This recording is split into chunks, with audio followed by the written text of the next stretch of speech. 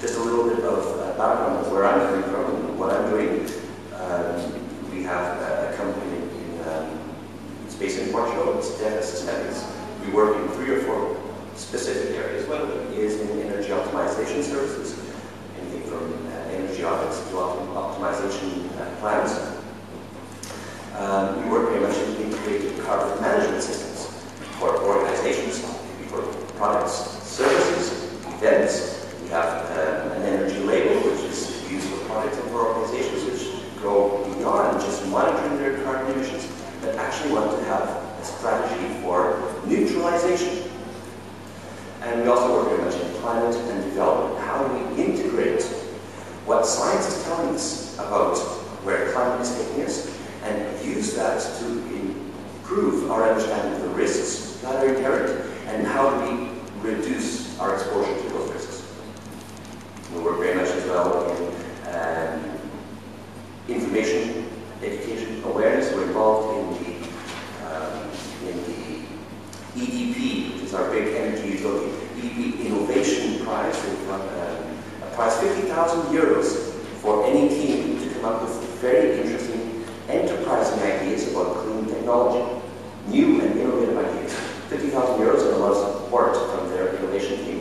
We're on the jury for that, and we chair the technical committee, and it's very, very interesting to see young people out of the university coming up with very, very interesting ideas on this. So that's generally where we are and what we do.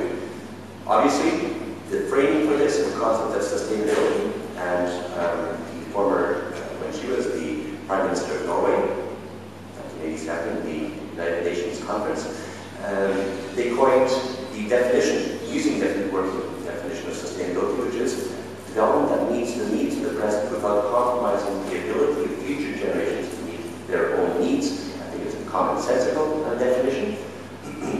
In order to make it useful, we have to be able to quantify, we have to be able to identify concretely what we mean. Otherwise, it gets used by many people in many different circumstances and it loses some of its value. Then focusing more on green economy, the United Nations defines green economy as one that results in improved human well-being and social equity while significantly reducing environmental risks and ecological scarcities. I think we can all agree with this. There's nobody here which won't agree with this.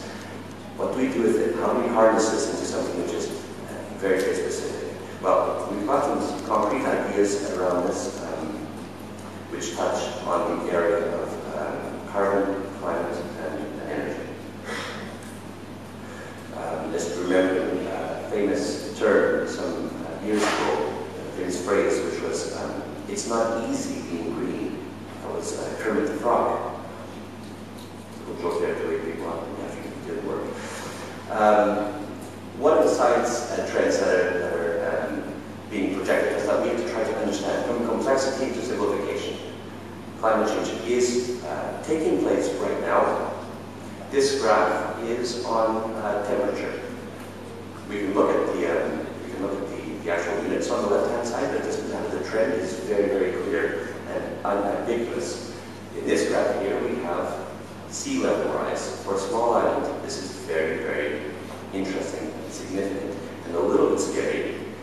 Sea level rise is growing, and each time that major international panels, scientific panels, address the issue and look at the feedback on the models that are simulating future climate change, we get more and more indications that the previous results were conservative, that there's new evidence and it's increasing in power.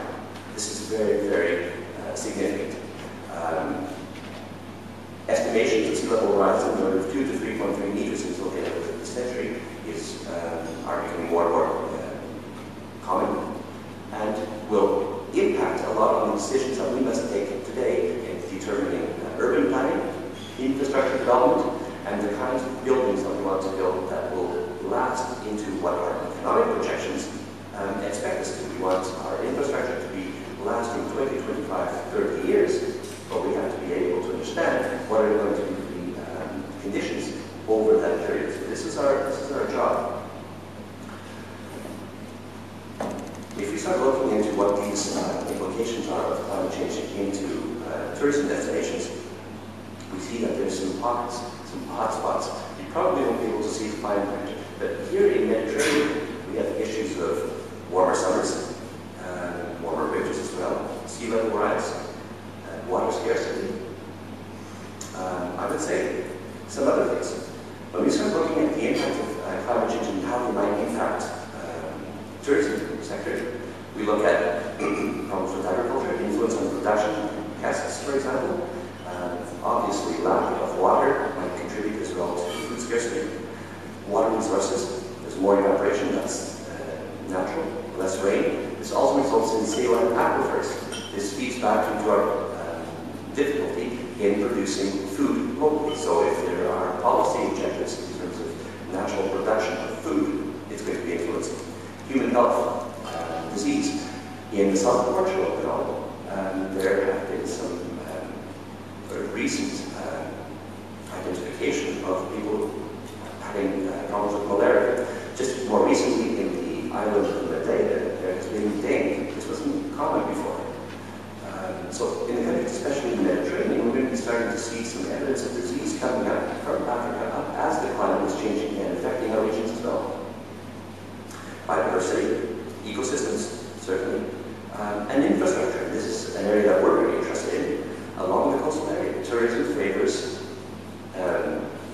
proximity to the ocean. Here's a picture of a hotel in Cancun, which is where there was a recent, last couple of years, there was a major conference on climate change. The hotel is on the sandbank. The sandbank is being eroded. This hotel will not last into the 25 to 30 years from now. There will be major structural damage to this hotel. Other issues, besides sea level rise, storms will be in. There will be also the movement of sandstorms, and salt. And salt can corrode building materials. So let's get into some of the key concepts which sort of frame our sort of entry into green economy, green business. One of the things is this concept of climate proofing. We can't really climate proof an infrastructure, but we can certainly understand the risks inherent in that infrastructure and take important measures to increase its resilience to climate change. So climate proofing, we're talking about actions that ensure that development efforts are protected from the negative impact of climate change and climate variability. Okay. Here's an example of a road that is in Maputo, in Mozambique. One of our offices is in Maputo. It's a real problem. The German Development Bank, when they finance road infrastructure in different countries, for example in Tanzania, they've identified, it's pretty standard, that they would rather finance a road and spend 10% more money on that road if it's built with appropriate materials, so that the road has the flexibility to adapt to the cooling and heating and climate variability. That will extend the lifetime of the road. So that 10% extra cost will actually be amortized very quickly. It makes more sense to do that now than have the road, which may be too close to the ocean, maybe not built in the right way, and which will last for more than 5 or 6 years. Now there is maladaptation, when adaptation just goes wrongly. I was recently in Cape Verde. This is the capital of the island.